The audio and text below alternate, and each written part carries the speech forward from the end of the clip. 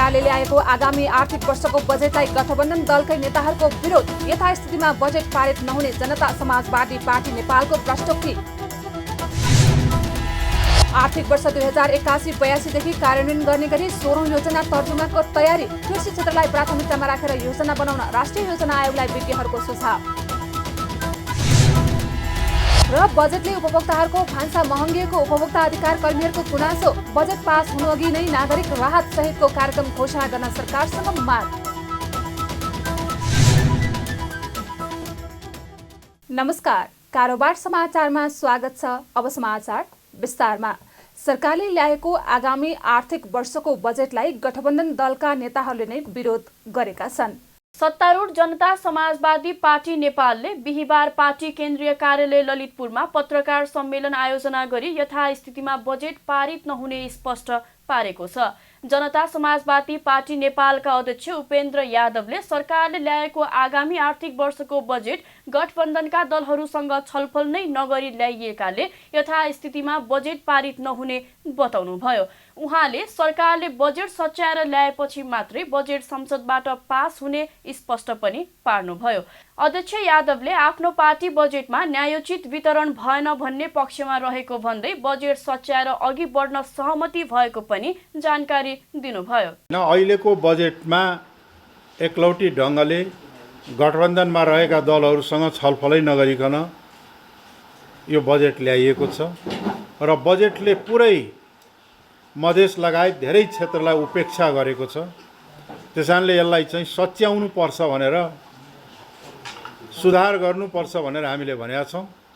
यथास्थितिमा यो budget pass हुन कठिन छ, त्यसकारणले सच्याउनु पर्छ भनेर मैले नै प्रधानमन्त्रीजी अर्थमन्त्रीजीलाई भने हो र संसदबाट पनि बोले हो। र हाम्रो पार्टी चाहिँ के छ भन्दाखेरि यो बजेटमा न्यायोचित वितरण भएन र देशको लाई चालु रहेका योजनाहरू समेतलाई चाहिँ अवरोध हुने गरी जुन ल्याइएको छ यसलाई सुधार्नुपर्छ, सच्याउनुपर्छ भनेका छौँ। र प्रधानमन्त्रीजीले पनि चाहिँ के छ भन्दाखेरि यसलाई सच्याउने नै भन्नुभएको हुनाले अब सच्याएर अगाडि बढ्छ। सरकारले ल्याएको आगामी आर्थिक वर्षको बजेटलाई गठबन्धन दलका अन्य घटकहरूले पनि सच्याउन माग गर्दै आएका छन्।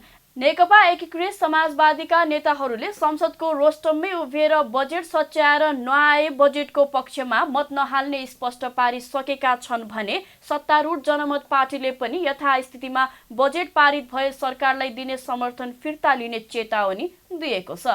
यता सत्तारूढ प्रमुख घटक नेपाली काङ्ग्रेसका नेताहरूले समेत बजेट सच्याएर पारित गर्नुपर्ने माग गर्दै आएका छन्।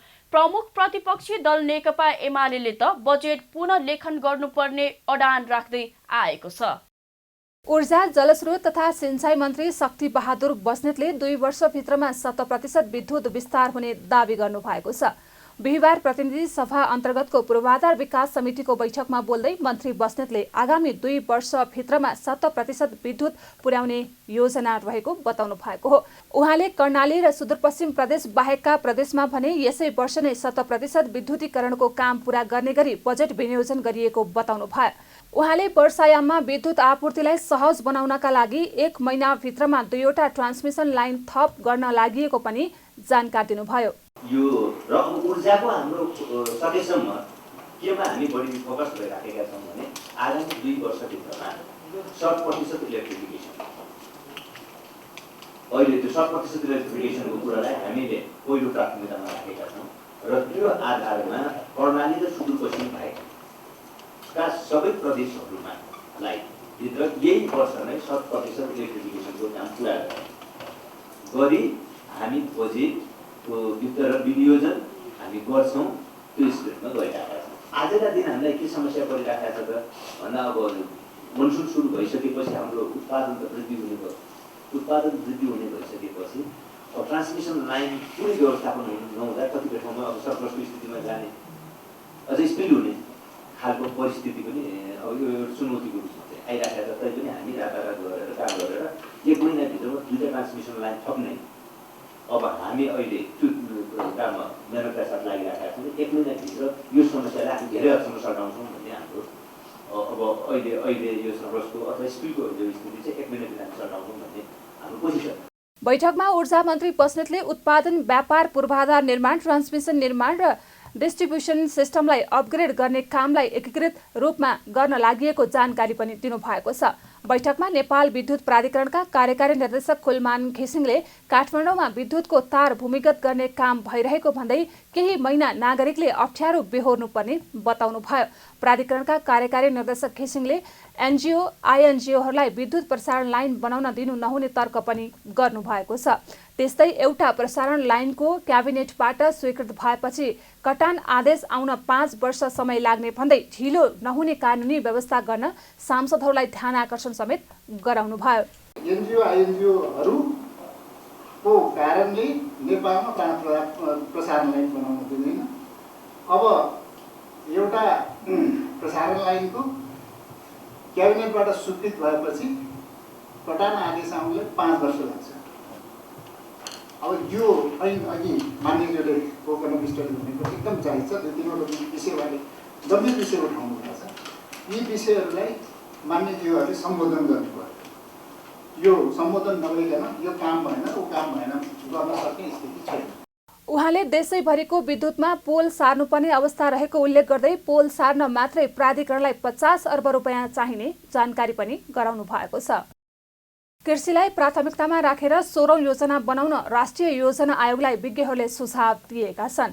बुधबार राष्ट्रिय योजना आयोगले 16औं योजना तर्जुमाको तयारीका लागि विज्ञहरूसँग गरेको छलफलमा आयोगका पूर्व उपाध्यक्ष, पूर्व सदस्य तथा विज्ञहरूले यस्तो सुझाव दिएका हुन्।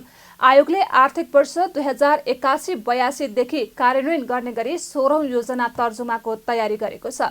छलफलमा अधिकांश विज्ञहरूले 16औं योजना बनाउँदा सम्भावना भएका क्षेत्रलाई प्राथमिकतामा राखेर महत्वाकांक्षी योजना भन्दा पनि कार्यान्वयन पक्षलाई ध्यानमा राखेर योजना बनाउन सुझाव दिएका छन्। उनीहरूले अर्थतन्त्रमा देखिएका वर्तमान समस्या र चुनौतीहरूको सामना गरी राष्ट्रिय अर्थतन्त्र बलियो बनाउन सक्ने गरी 16औं योजना बनाउनु पर्ने आवश्यकता रहेको बताएका हुन्।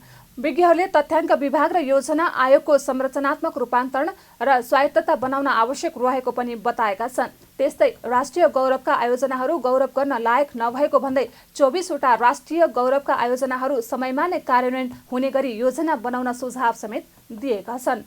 15औं योजना मात्रै होइन, 2064 पछिको हाम्रा डकुमेन्टहरूलाई प्लान्स गर्न सकिन्छ कि? किनभने हामी सङ्घीय लोकतान्त्रिक गणतन्त्र नेपालमा गएको पछिको कन्टेक्स्टमा चाहिँ हामी पुँजीगत खर्चका कुरा गरिरहेका छौँ। विभिन्न चिजहरूमा चाहिँ 15औं योजनालाई मात्रै टार्गेट गरिरहनुभन्दा अलिकति एउटा लिङ्केज ल्याउन सक्ने गरी सायद 2-4 पेज त्यहाँ राख्दाखेरि त्यो चाहिँ एउटा लर्निङ डकुमेन्टको हिसाबले आउँछ होला मैले भन्न चाहेँ। 16औं योजनाको सुशासन, समृद्धि र सामाजिक न्याय भन्नुभएको छ।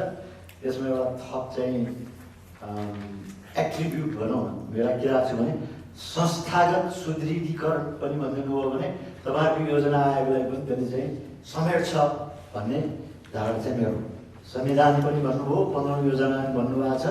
त्यसको अतिरिक्त एमड्याक, एनड्याक पनि आइहाल्नु हो। संसदीय छलफलका कुराहरूले पनि हामीलाई गाइड गरेका छन् भन्ने कुरो त आउँछ होला है। त्यसको अतिरिक्त इन्टरनेसनल उसबाट देखिएका कतिपय प्रतिवेदनहरू पनि हाम्रो गाइडलाइनमा हुनुपर्छ। अहिले जुन अवधारणा पत्र आएको छ यसले समस्याहरू, चुनौतीहरू सही ढङ्गबाट आएको छ। यो बिचमा धेरै अनुसन्धानहरू राष्ट्रिय योजना आयोग आफैले पनि गरेका छ, अन्य क्षेत्रबाट पनि अनुसन्धान भइराखेको छ। ती आएका कुराहरूलाई चाहिँ समष्टिगत रूपमा एउटा चाहिँ तपाईँको चाहिँ यो समरीको रूपमा चाहिँ एकै ठाउँ आएको छ। कार्यान्वयनको कुरामा चाहिँ मैले यही इभ्यालुएसन क्रममा चाहिँ गएँ म होइन, फिल्डमा पनि गएँ, म आफै गएको थिएँ होइन, अरू साथीहरू पनि जानुभएको थियो। फिल्डमा जाँदा के देखियो भन्दा 15 योजनाको बारेमा थाहा छ भनेर चाहिँ पनि सोधियो भने के हुन्थ्यो, एसडिजी हो भन्ने हुन्थ्यो कि होइन। भनेको के हो भन्दा एसडिजीको बारेमा ट्रेनिङ दियो, सबै दियो, योजनाको बारेमा केही दिएकै छैन, कसैलाई थाहै छैन। 15 योजना छ र भन्ने हुन्छ होइन। त्यो हुनाले यो हिसाबले चाहिँ भनेको हामी कार्यान्वयनमा एकदमै कमजोर छ, एकदमै कमजोर छौँ हामी। त्यो हुनाले डकुमेन्ट बनाउने भन्ने हिसाबले गर्छौँ। डकुमेन्ट पनि यति ठुलो बनाउँछौँ कि त्यो पढ्ने गएर सबैभन्दा चाहिँ मैले चाहिँ क्वेसन सोद्धा के लेखेँ, कर्मचारी साथीहरूलाई पनि सोध्ने बेला तपाईँहरूले लोकसेवा दिन बाहेक अरू बेला योजना हेर्नुमा छ भन्दा हेरेको छैन। लोकसेवा दिनुलाई हेर्ने डकुमेन्ट बनाइएको छ अहिले पनि होइन। यो योजना किताबहरू लोकसेवा होइन, परीक्षाको लागि मात्रै बन्यो भने त्यसले चाहिँ इम्प्लिमेन्टेसन गर्दैनौँ भने विज्ञहरूले सौर योजना आर्थिक क्षेत्रलाई प्रोत्साहन र मनोबल बढाउने खालको हुनुपर्नेमा जोड दिएका छन्। त्यस्तै विगतका योजना कार्यान्वयन कमजोर भएको भन्दै अबको सौर योजना कार्यान्वयनमुखी बनाउनु पर्ने समेत बताएका छन्। राष्ट्रिय आपतकालीन कार्य सञ्चालन गर्न सरकारलाई संसदीय समितिले निर्देशन दिएको छ। बिहीबार बसेको दिगो विकास तथा सुशासन समितिको बैठकले राष्ट्रिय आपतकालीन कार्य सञ्चालन गर्न सरकारलाई निर्देशन दिएको हो। बैठकपछि समिति सभापति प्रकाश पन्तले विपद जोखिम न्यूनीकरण, प्रतिकार्य र पुनर्निर्माण व्यवस्थापनका लागि पूर्व तयारी गर्न सरकारलाई निर्देशन दिएको बताउनु भयो। उहाँले विपदमा जोखिममा परेका व्यक्ति र परिवारको पुनर्स्थापना र पुनर्निर्माण कार्यमा अझै बढी प्रभावकारी बनाउन गृह मन्त्रालयलाई निर्देशन पनि दिनुभयो। हामीले विशेष गरेर आज चाहिँ अब यो विपद जोखिम न्यूनीकरण, प्रतिकार्य र पुनर्लाभ तथा यसको व्यवस्थापनका लागि पूर्व तयारी के कस्तो रह्यो, जोखिममा परेका व्यक्ति परिवारको पुनर्स्थापना र पुनर्निर्माण कार्यमा अझै बढी प्रभावकारी बनाउनका लागि चाहिँ गृह मन्त्रालयलाई हामीले निर्देशनहरू गरेका छौँ। राष्ट्रिय आपतकालीन कार्य चाहिँ सञ्चालन गर्नको लागि पनि हामीले गृह मन्त्रालयलाई निर्देशन गरेका छौँ। समिति सभापति पन्तले पूर्वी पहाडी जिल्लामा बाढी र पहिरोले पुर्याएको क्षतिको राहत, पुनःस्थापना र पुनर्निर्माण कार्यमा अझै बढी प्रभावकारी बनाउन समेत निर्देशन दिनुभएको छ। बैठकमा उपप्रधान एवं गृहमन्त्री नारायण काजी श्रेष्ठले विपद व्यवस्थापनका लागि सरकारले देशभरका 11 स्थानमा मानवीय सहायता स्थल र आपतकालीन भण्डारणको स्थापना गरेको जानकारी पनि गराउनु भएको छ। उहाँले विपद व्यवस्थापनका लागि सरकारले 23 वटा इन्फेटेबल डुङ्गा र 5 वटा इन्जिन सहितको डुङ्गा तयारी अवस्थामा राखेको तथा विभिन्न प्रकारका खोज तथा उद्धार सामग्री, एम्बुलेन्स, बस, सामान्य एम्बुलेन्स, अग्नि नियन्त्रण यन्त्र सहितका सामग्री खरिद गरी जिल्ला सुरक्षा परिषद पठाइसकेको जानकारी गराउनु भयो। त्यस्तै हवाई उद्धारका लागि कोशी र मध्य प्रदेशका लागि इटहरीमा 1, कर्णाली र सुदूरपश्चिम प्रदेशका लागि सुर्खेतमा 1, बागमती, गण्डकी र लुम्बिनी प्रदेशका लागि काठमाडौँमा 1 गरी 3 वटा हेलिकप्टर एवं MY-17 स्काई ट्रक र सानो हेलिकप्टर 1 गरी काठमाडौँमा तयारी अवस्थामा राखिएको तथा एउटा MI-17 र 1 स्काई ट्रक भरतपुरमा किनेर पठाउने तयारी गरिरहेको पनि जानकारी दिनुभयो। हवाई उद्धारको लागि नेपाली सेनाले कोशी र मध्य प्रदेशको लागि इटहरीमा 1, कर्णाली र सुदूरपश्चिम प्रदेशका लागि सुर्खेतमा 1, बागमती, गण्डकी र लुम्बिनी प्रदेशका लागि यहाँ 1 गरी 3 वटा हेलिकप्टर एवं MI-17 स्काई ट्रक 1 र सानो हेलिकप्टर 1 काठमाडौँमा तयारी अवस्थामा राखिएको छ। र अझै हामीले अर्को एउटा MI-17 र स्काई ट्रक 1 भरतपुरमा थप्ने योजना बनाइराखेका छौँ। तिनै सुरक्षा निकायले विपद सम्बन्धी नियमित रूपमा तालिम लिइरहेको 77 जिल्लामा प्रतिकार्य टुकडी स्ट्यान्डबाई राखेको कुरा पनि म जानकारी गराउन चाहन्छु। बैठकमा मन्त्री श्रेष्ठले विपद व्यवस्थापनका लागि सरकारले मनसुन अवधिको लागि छुट्टै पोस्ट गठन गरेको पनि जानकारी गराउनु भयो। उपभोक्ता अधिकार कर्मीहरूले आगामी आर्थिक वर्षको बजेटले उपभोक्ताको भान्सा महँगीको भन्दै बजेट पास हुनु अघि नै नागरिक राहत सहितको कार्यक्रम घोषणा गर्न सरकारसँग माग गरेका छन्। बिहीबार काठमाडौँमा पत्रकार सम्मेलन गर्दै उपभोक्ता अधिकार कर्मीहरूले सरकारको बजेट नीति तथा कार्यक्रमपछि आलु, प्याज लगायतका तरकारी, फलफूल र खाद्यजन्य पदार्थ उपभोक्ताले खरिद गरी निर्बाध रूपमा उपभोग गर्न पाउनुपर्ने अधिकार कुण्ठित भएको बताएका छन्। संविधानले प्रदान गरेको उपभोक्ताको हक तथा खाद्य सम्बन्धी हकलाई व्यवस्था गरी दैनिक अत्यावश्यकीय वस्तुहरूमा हचुवाको भरमा भ्याटमा समावेश गर्दा यसबाट आपूर्ति व्यवस्था अस्तव्यस्त भएको पनि बताएका छन्। उपभोक्ता अधिकार अनुसन्धान मञ्चका अध्यक्ष माधव प्रसाद तिमल सेनाले आलु, प्याज लगायतका तरकारी, फलफूल तथा खाद्यजन्य पदार्थको आयातमा भन्सार बिन्दुमै 9% कृषि सेवा शुल्क, अग्रिम आयकर 1.5% र भ्याट 13% थप हुँदा यस्ता वस्तुमा कुल 23.5% कर लाग्ने भएको गुनासो गर्नुभयो। उहाँले यसबाट आम उपभोक्ताको दैनिक चुलो महँगो पर्न गई जनजीवन कष्टकर बन्दै गएकाले तत्काल नागरिक राहत सहितको कार्यक्रम घोषणा गर्नुपर्ने बताउनु भयो। बिना योजना जसरी यो भ्याटको दायरा आउँदै गर्दाखेरि अहिले बजारमा विभिन्न प्रकारका वस्तुहरूको त्यो बहानामा बन्नुपर्ने हो कि होइन, हाम्रो अनुगमन नियमन कमजोर छ, त्यो बहानामा विभिन्न प्रकारका फलफुलहरू विशेष गरी एउटा अबोध बालक र अशक्त वृद्धले खाने फलफुलहरू, तरकारीहरू, माछा मासु विभिन्न प्रकारमा यसलाई बहाना बनाएर मूल्य अभिवृद्धि करको बहानामा मूल्य बढेको छ। त्यसकारणले यस्तो किसिमको हचुवाको भराउन लागेकोले गर्दाखेरि महँगो पर्न गई जनजीवन थप कष्टकर बन्दै गएकोले तत्काल नागरिक राहत सहितको कार्यक्रम घोषणा गर्न बजेट पारित हुनुपूर्वको समयमा नेपाल सरकार र विधेयकका संसद समक्ष तफसिलका मागहरू पुरा सम्बोधन गरिदिनका लागि क्रियाशील उपभोक्ता अधिकारवादी संस्थाको तर्फबाट हार्दिक अपिल हामीले गरेका छौँ। यता उपभोक्ता हित संरक्षण मञ्च नेपालका अध्यक्ष ज्योति बानियाले पनि सरकारले आलु र प्याजलाई अत्यावश्यक वस्तुबाट हटाएर ज्यादती गरेको आरोप लगाउनु भएको छ। उहाँले सांसदहरूलाई 5 करोड दिनका लागि उपभोक्ताबाट बढी रकम असुल्न नमिल्ने पनि स्पष्ट पार्नुभयो। अत्यावश्यक वस्तुमा बाहेक आलु र प्याज पनि अत्यावश्यक वस्तुबाट हटाउनु भनेको त्योभन्दा ज्यादती के हुनसक्छ? के को लागि भन्दाखेरि पैसा उठाउनु पर्यो, अनि पैसा उठाउनलाई अनि सांसदलाई यति करोड दिनु, 5 करोड रुपियाँ उसँग दिनु, के अरे 5 करोड रुपियाँ दिनु पर्यो। त्यो कारणले रिजनिङ भएन, रिजनिङ पुगेन। त्यहाँमाथि पनि करको एकदमै अत्याधिक रूपले उठिरहेको कर पनि नउठ्ने भयो, उपभोक्ताले बढी पैसा तिर्नु पर्ने भयो। उपभोक्ता अधिकार कर्मीहरूले उपभोक्ता हित क्षेत्रमा सक्रिय संस्था र सञ्चारकर्मीहरूको प्रोत्साहन, सुरक्षा र क्षमता विकासका लागि विशेष कार्यक्रमको घोषणा गर्न, खुशी उपभोक्ता सुशासित बजार स्थापना गर्न, आवश्यक व्यवस्था गर्न, कृषि बजारमा बिचौलियाको प्रवेश अन्त्य गरी नेपाली कृषकहरूले आफ्नो उत्पादनको उचित मूल्य पाउने व्यवस्था गर्न, कृषकलाई मलखाद, बिउ ढुवानी र बजार सहजता तथा प्रोत्साहनको सुनिश्चित गर्न पनि माग गरेका छन्। काठमाडौँका फिल्म हलहरूमा भारतीय फिल्मको प्रदर्शन नरोक्न उच्च अदालत पाटनले अल्पकालीन अन्तरिम आदेश जारी गरेको छ। नेपाल चलचित्र संघले दायर गरेको रिटमा बिहिबार सुनवाई गर्दै न्यायाधीश धीर बहादुर चन्दको एकल इजलासले भारतीय फिल्म लगायत सेन्सर बोर्डले अनुमति दिएका कुनै पनि चलचित्रको प्रदर्शन नरोक्न अल्पकालीन अन्तरिम आदेश जारी गरेको छ। उक्त विषयमा अन्तरिम आदेश छलफलका लागि अदालतले असार 12 गते दुवै पक्षलाई बोलाएको छ। भारतीय चलचित्र आदि पुरुषमा रहेको जानकी भारतीय छोरी हुन् भन्ने आशयको संवाद नहटाएको भन्दै काठमाडौँ महानगरपालिकाका प्रमुख बालेन शाहले गत सोमबारदेखि भारतीय चलचित्र प्रदर्शनमा रोक लगाउनु भएको थियो। यता काठमाडौँ महानगरपालिकाका प्रमुख शाहले भने उच्च अदालतले दिएको आदेश नमान्ने स्पष्ट पार्नु भएको छ। अदालतले आदेश दिएसँगै सामाजिक सञ्जाल फेसबुक मार्फत शाहले अदालत र नेपाल सरकार नै भारतको गुलाम भएको आरोप लगाउँदै भारतीय फिल्मको प्रदर्शन हुन नदिने, बरु जुनसुकै सजाय भोग्न तयार हुने स्पष्ट पार्नुभयो।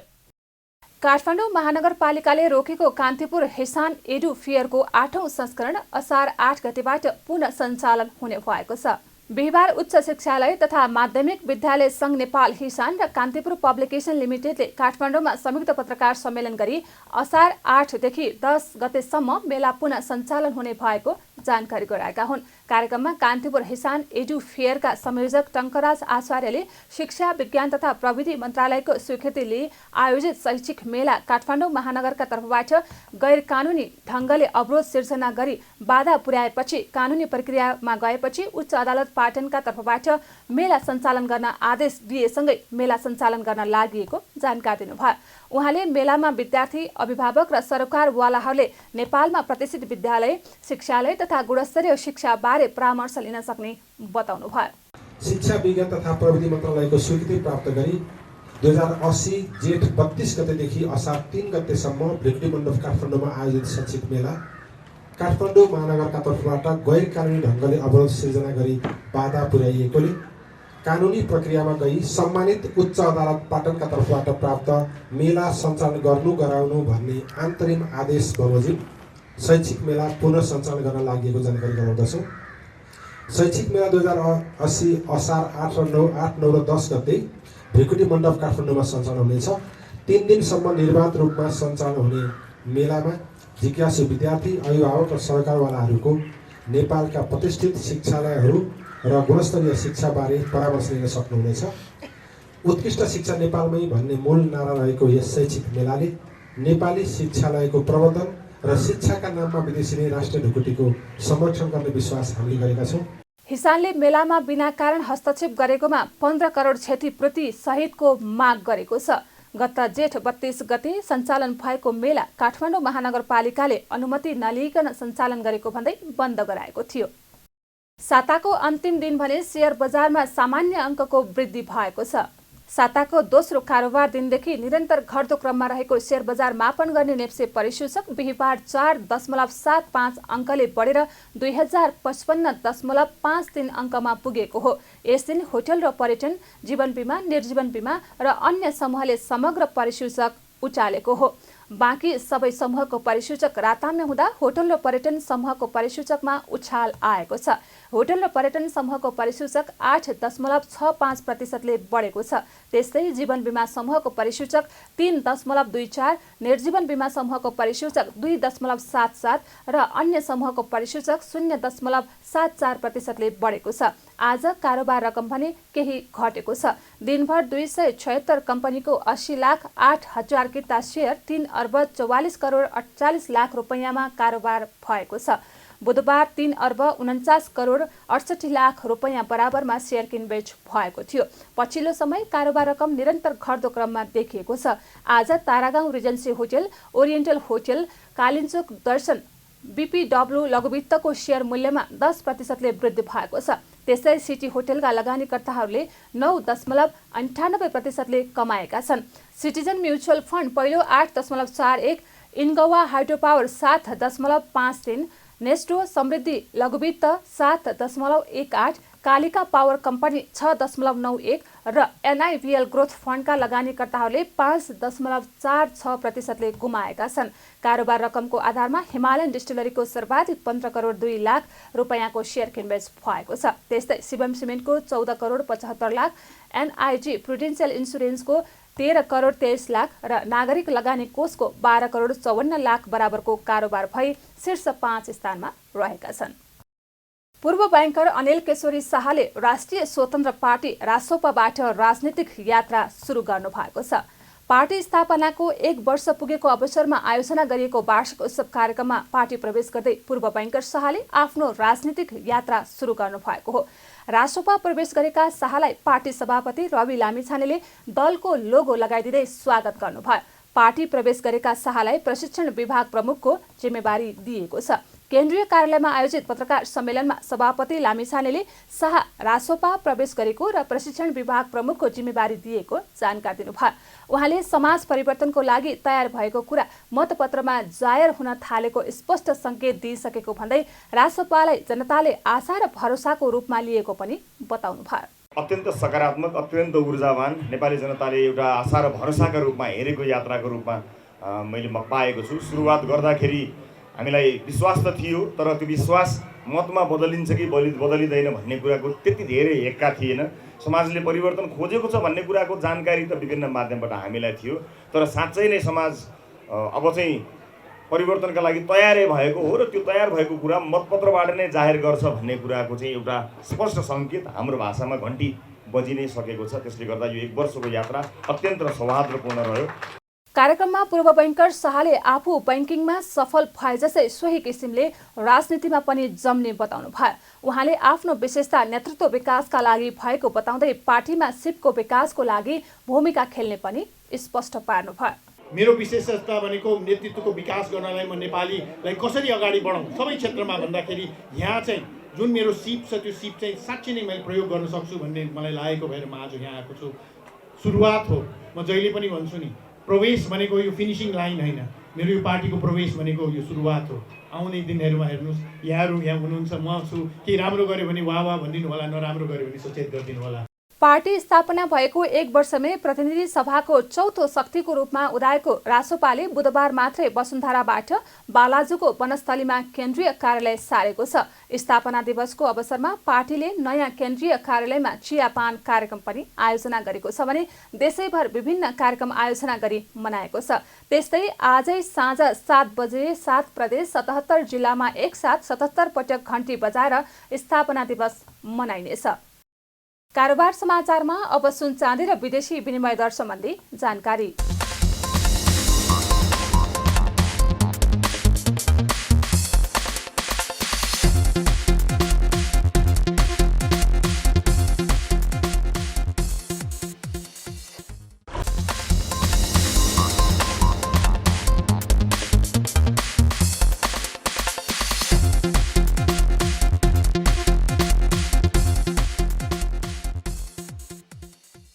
बिदा हुनुअघि अहिलेसम्मका प्रमुख समाचार फेरि एकपटक। सरकारले ल्याएको आगामी आर्थिक वर्षको बजेटलाई गठबन्धन दलकै नेताहरूको विरोध, यथास्थितिमा बजेट पारित नहुने जनता समाजवादी पार्टी नेपालको प्रष्टोक्ति।